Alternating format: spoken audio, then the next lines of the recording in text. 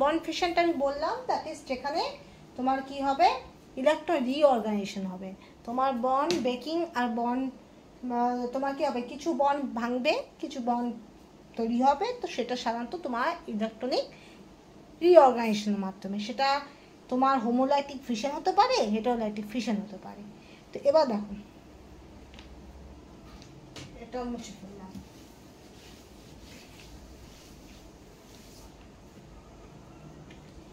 এবার হোমোলাইটিক fission,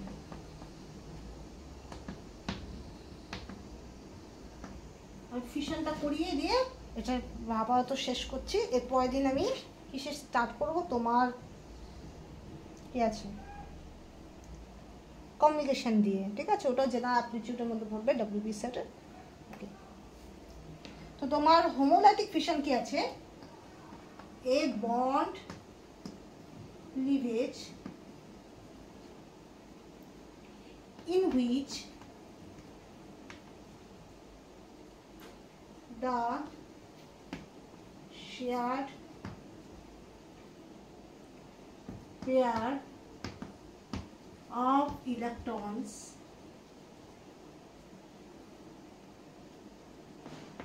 is distributed equally to bonded atoms after the cleavage is known as homolytic fission.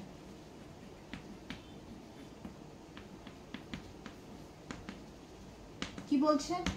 A bond cleavage in which the shared pair of electrons is distributed equally, সমান সমান ভাবে কি হবে, shared pair of electrons কি হবে, ভাগ হবে। আবার দেখাচ্ছি, সমান সমান, এই যে এটা দেখো, এখানে তোমার সাপোজ হাইড্রোজেন হাইড্রোজেন আছে, একই অ্যাটম আছে। এবার সমান সমান মানে কি, এই যে সমান সমান করে ভাগ হবে। এটা সমান হয়নি যদিও, সমান সমান করে এইটা কি হবে, ইলেকট্রন পেয়ার নিয়ে শেয়ার ইলেকট্রন পেয়ার সমান সমানভাবে ডিস্ট্রিবিউটেড হয়েছে, ঠিক আছে? এবার যদি আমি অন্য উদাহরণ দিই, সাপোজ এবার হেটারোলাইটিকটা কি, হেটারোলাইটিক ধরো এইরকম, এটা কম এটা বেশি, ঠিক আছে? এটা বেশি তো এটা অ্যানায়ন, এটা কম তো এটা ক্যাটায়ন। ওকে, তো a bond cleavage in which the shared pair of electrons is distributed equally to bonded atom after the cleavage is called as homolytic fission. তো যেখানে তোমার কি হয়, shared pair of electrons equally distributed হবে, distributed হয়ে এক একটা atom তোমার ওই each shared pair of electrons কে ইকুয়ালি নিয়ে রেডিক্যাল হিসেবে থাকবে। তো এই ধরনের ফিশনকে বলা হয় হোমোলাইটিক ফিশন। কি রকম সেটাও দেখাচ্ছি। সাপোজ এখানে এ আর বি আছে, আমি এই দেখাচ্ছি, ঠিক আছে? এ দেখাচ্ছি, তার কারণ আছে। তার কারণ হলো যখন সেম অ্যাটম থাকবে, সেই সেম অ্যাটমের মধ্যে তোমার ইলেকট্রোনেগেটিভ ডিফারেন্স থাকবে না, ঠিক আছে? Suppose hydrogen hydrogen, oxygen oxygen, this type of bonding when there must be same atom is there, and as they are same, so there must be no electronegativity difference. ওকে, অন্য যে কোনো bond দেখবে সে বন্ডের মধ্যে সামহাও কিছুটা হলেও polarity difference থাকে। শুধুমাত্র কার্বন হাইড্রোজেনের মধ্যে পোলারিটি ডিফারেন্সটা অনেকটা কম, একটা আই থিঙ্ক 2.5 ইলেকট্রোনেগেটিভিটি ভ্যালু, একটা 2.1, আমার ঠিক মনে নেই, কিন্তু আই গেস এরকম তোমার ইলেকট্রিবিটি ভ্যালু আছে। দ্যাটস ওয়াই কার্বন আর হাইড্রোজেনের মধ্যে ইলেকট্রিবিটি যেহেতু ডিফারেন্সটা কম, দ্যাটস ওয়াই ওদের বন্ড আরও বেশি স্ট্রঙ্গার হয়। ওই জন্য সিএইচ বন্ড ব্রেক করতে সহজে ব্রেক হয় না। সিএইচ বন্ড সাধারণ বেস দিয়ে তুমি সিএইচ বন্ডটাকে বের করতে পারবে না, হাইড্রোজেনকে তুমি অ্যাবস্ট্রাক্ট করতে পারবে না। কিন্তু তুমি OH বলো বা যে কোনো ইলেকট্রন উজ্জ্বল গ্রুপের পাশে কোনো হাইড্রোজেন আছে, তো সেক্ষেত্রে সেই হাইড্রোজেনকে খুব ইজিলি তুমি বেস ইন্ট্রোডিউস করে তুমি বের করে নিতে পারো। কিন্তু শুধুমাত্র যদি সিএস থাকে তাহলে সেক্ষেত্রে হাইড্রোজেন কিন্তু বের হয় না, বেস দিয়ে বের হয় না। কারণ কার্বন হাইড্রোজেনের, তার কারণ হলো পোলারিটি ডিফারেন্সের ওপর।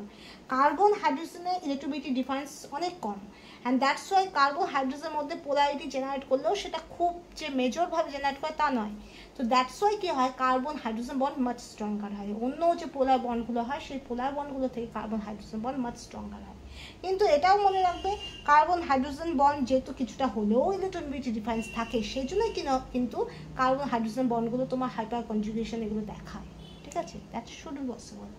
আর যে কোনো ইলেকট্রন উজ্জয়ন গ্রুপ থাকলে কি হয়, কার্বনের সঙ্গে যে হাইড্রোজেন বন্ডটা থাকে সেই হাইড্রোজেন বন্ডটা কিছুটা হলেও তার মধ্যে পোলারিটি জেনারেটটা আরও বেশি করে। দ্যাটস ওয়াই কী হয়, ইলেকট্রন উজ্জয়ন গ্রুপের জন্য হাইড্রোজেন আরও বেশি অ্যাসিডিক হয়ে যায়। তোমরা জানো অ্যাক্টিভ মিথিলিন গ্রুপ, দুটো CH2 গ্রুপ যখন দুটো কার্বনিল বা দুটো ইলেকট্রন উজ্জয়ন গ্রুপের মাঝখানে থাকে, তখন সেক্ষেত্রে কী হয়, হাইড্রোজেন অনেক বেশি পোলারিটি জেনারেট করে। কারণ দুদিকে দুটো ইলেকট্রন উজ্জয়ন গ্রুপ কী করে, ইলেকট্রন ক্লাউডকে নিজেদের পুশ আপ করে, -I এফেক্ট হোক -R এফেক্ট হোক। তো যার জন্য কী হয়, কার্বন হাইড্রোজেন বন্ডটা আগের মতো আর পোলার থাকে না, সেটার মধ্যে পোলারিটি ডিফারেন্সটা অনেক বেশি হয়ে যায়, যার জন্য হাইড্রোজেনটা টেক আপ করে। ঠিক আছে, কিছুটা হলে ইলেকট্রন ডিসপ্লেসমেন্ট হয়ে যায়। আমরা জানি -R -I এফেক্টের জন্য electron cloud that should be displaced from the bond. Okay, and -I +I inductive effect যদিও ডিসপ্লেসমেন্টের ওপর ডিপেন্ড করে, কতটা তোমার দূরত্ব হচ্ছে সেটার উপর ডিপেন্ড করে, কিন্তু তোমার রেজোনেন্স ডিপেন্ড করে না। আর এটা তো জানোই, অ্যাক্টিভ মিথিলিন গ্রুপ ডাইরেক্ট দুটো ইলেকট্রন উজ্জয়ন গ্রুপের মাঝখানে থাকে, তার মানে কি ওখানে তোমার -I এফেক্ট থাকলেও সেটা খুব হায়ার হয়।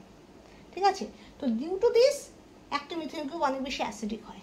ঠিক আছে, সেটার কারণটা আলাদা, সেটার কারণটা ভিন্ন, সেটা এখানে আনার দরকারই নেই।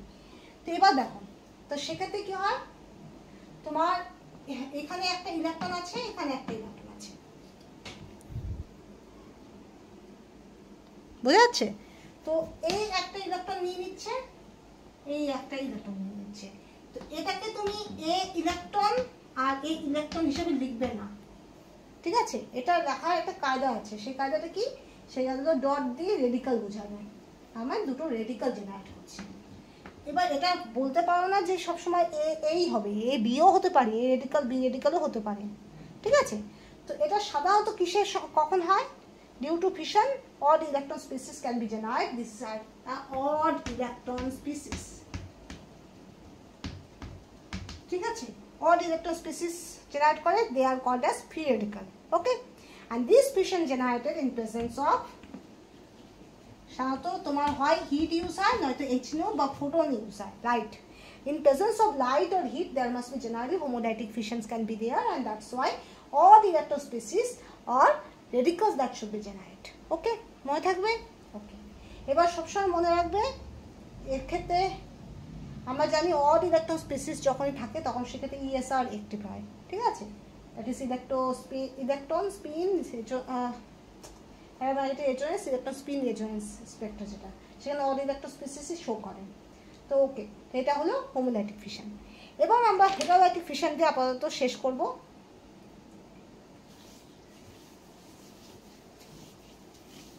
পরের দিন আমি ওই কমিউনিকেশনটা করানোর পর আমি স্টার্ট করবো অ্যাটাকিং রিয়েজেন্ট, কী ধরনের রিয়েজেন্ট হয়, ইলেকট্রোফাইল নিউক্লিওফাইল। তো আপাতত দেখো, হেটারোলাইটিক বন্ড ফিশন।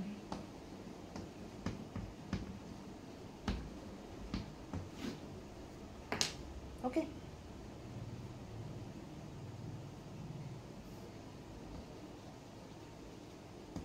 ওই নেই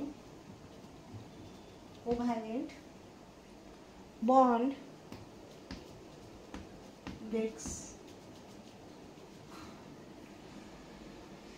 in a fashion that both bonding electrons are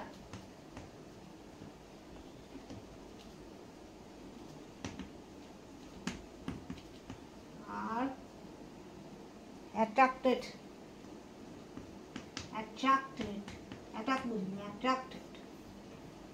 by the more electronegative atom is called as heterolytic fission বা ক্লিভেজ, যাই বলো, হেটারোলাইটিক ক্লিভেজ। ঠিক আছে, ফিশনও বলতে পারো। Okay, so when when a covalent bond breaks in a fashion that both bonding electrons that should be attracted by the electronegative atom is called as heterolytic cleavage. তো তোমার কি হয়, দু রকমের অ্যাটম থাকবে, সেই অ্যাটমের মধ্যে ইলেকট্রোনেগেটিভ ডিভাইস থাকবে, সাফিসিয়েন্ট ইলেকট্রোনেগেটিভ ডিভাইস থাকবে, যার জন্য দুটো পোলারিটি জেনারেট করবে। একটা হয়তো হবে বেশি ইলেকট্রোনেগেটিভ আর একটা হবে বেশি ইলেকট্রো পজিটিভ। তখন কি করবে, ইলেকট্রোনেগেটিভ কি করবে, ইলেকট্রন ক্লাউডটা নিচের দিকে টেনে নেবে, টেনে নিয়ে কি হবে অ্যানায়ন তৈরি করবে, আর যেটা ইলেকট্রো পজিটিভ সেটা হবে ক্যাটায়ন। ঠিক আছে,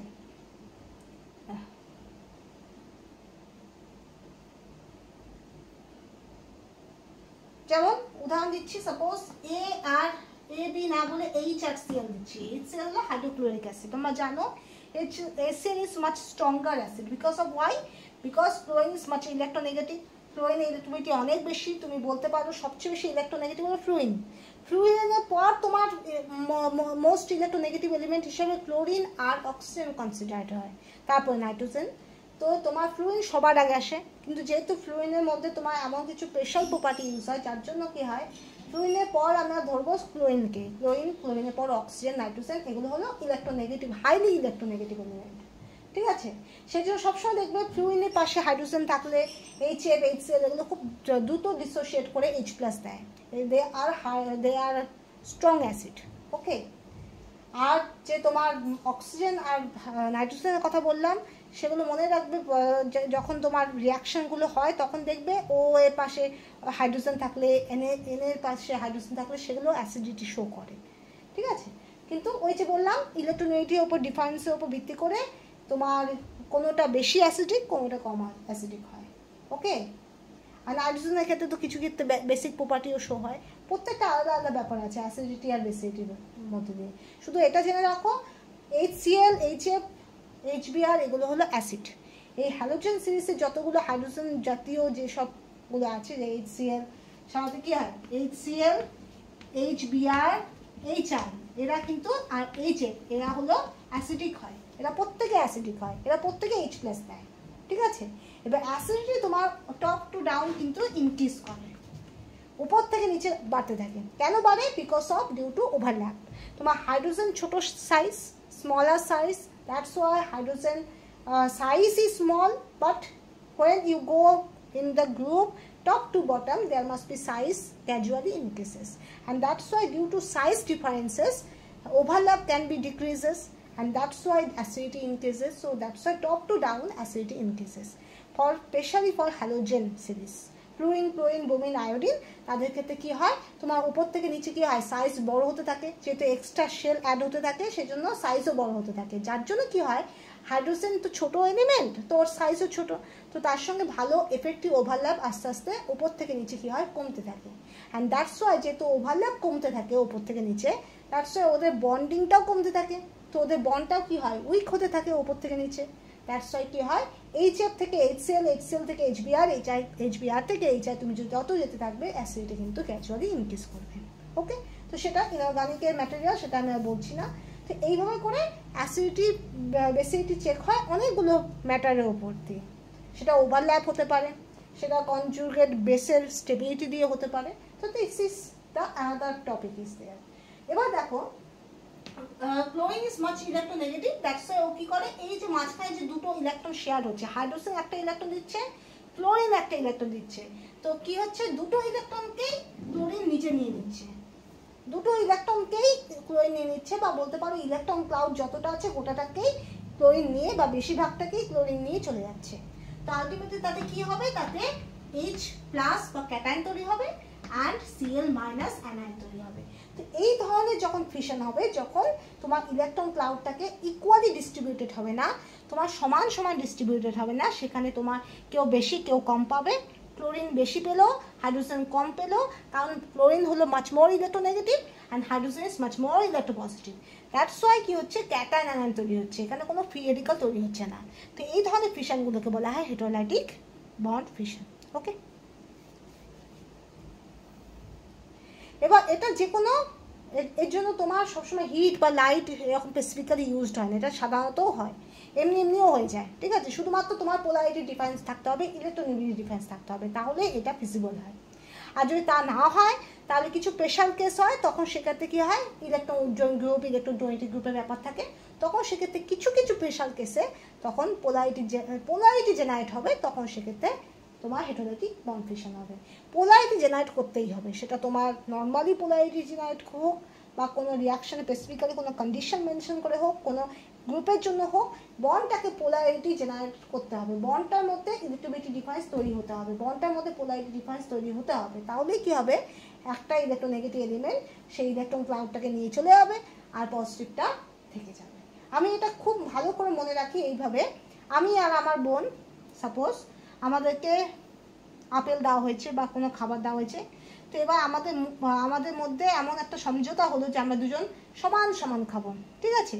তাহলে কী হবে, ও অর্ধেক আমি অর্ধেক, সাপোজ একটা কেক, তো কেকের মধ্যে ও অর্ধেক আমি অর্ধেক নিলাম, তো সেখানে কি হলো, ও রেডিকাল আমি রেডিকাল, মানে আমিও নিউট্রাল আছি ও নিউট্রাল আছে, ঠিক আছে, কোনো ব্যাপার নেই, কোনো ইস্যু নেই।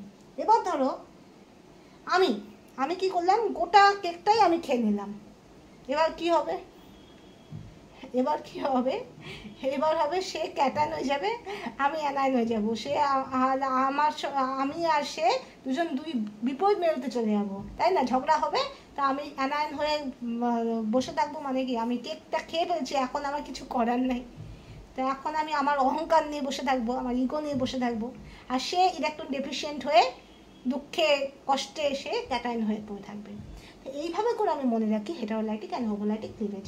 সাপোজ কোনো কেক, সেই কেকটাকে দুই বোনের মধ্যে সমান ভাগে ভাগ করলে কী হবে, কোনো পোলারিটি ডিফারেন্স হবে না, দুজনে ইকুয়ালি পাবে, দুজনেই একটা একটা করে অংশ নিয়ে আলাদা আলাদা রেডিকাল জেনারেট করবে, ঠিক আছে? কিন্তু যখনই তাদের মধ্যে কেউ বেশি পাবে আর কেউ কম পাবে, যে বেশি পাবে সে তো কেকটা নিয়ে অ্যানায়ন হয়ে বসে আছে, যে আমি বেশি পেয়ে গেছি তো পেয়ে গেছি, হয়ে গেল, আমি আর দিব না, শেয়ারই দিব না তো দিবই না। এবার যে পেলো না সে তো রাগ করে ক্ষোভে দুঃখে কেকের ডেফিসিয়েন্সিতে সে কীভাবে ক্যাটায়ন জেনারেট করবে, তার মধ্যে ইলেকট্রন নেই তো সে ডেফিসিয়েন্সি তৈরি করছে, তো সে হচ্ছে ক্যাটায়ন। ওকে, তো এইভাবে করে আমি মনে রাখি, তো up to this. Okay, thank you.